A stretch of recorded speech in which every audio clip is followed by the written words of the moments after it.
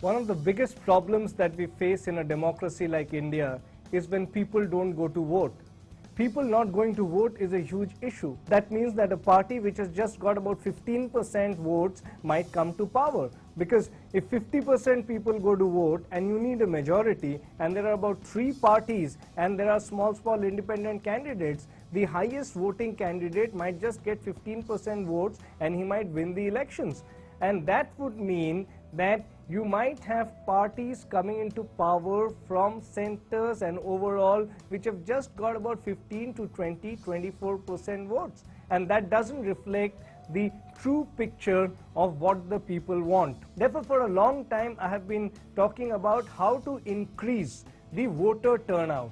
And of course, there are, for example, Gujarat State Assembly wants to pass a bill making voting mandatory. I don't think that's a great idea in a democracy. However, we can always have fines for not voting, just the way they have in Belgium. If you don't vote without a valid reason, you have to pay fines. And we have to find out newer ways of making people vote.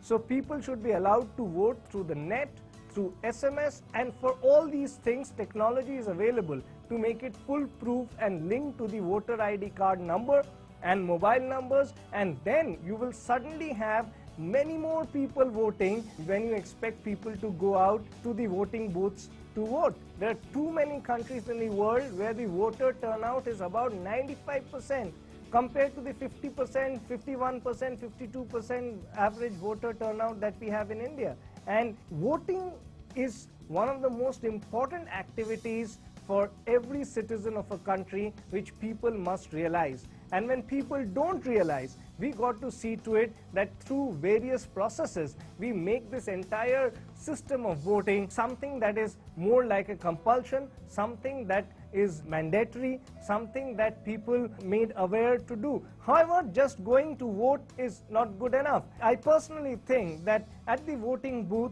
we must have none of the above as a choice. The reason is very simple, that there are loads of people in this country especially who don't go to vote because they don't believe in any of the parties. They don't believe that any of the parties is committed enough. They don't believe that their candidate is committed enough. 25% of the times the candidates have a criminal background. The other 75% of the time they're potential criminals. So in this entire scenario, people do not go to vote because they feel that why should I go and vote for a criminal? Instead of that, let me sit at home and enjoy TV, because in any case, we are going to be ruled by criminals, semi-criminals, potential criminals. And therefore, we must have an option in our voting which says none of the above. And it's going to reflect a beautiful situation tomorrow. Tomorrow you might have that after the election results are declared, you might have one party getting 15%, another party getting 10%, another party getting 23%, and none of the above getting 51%.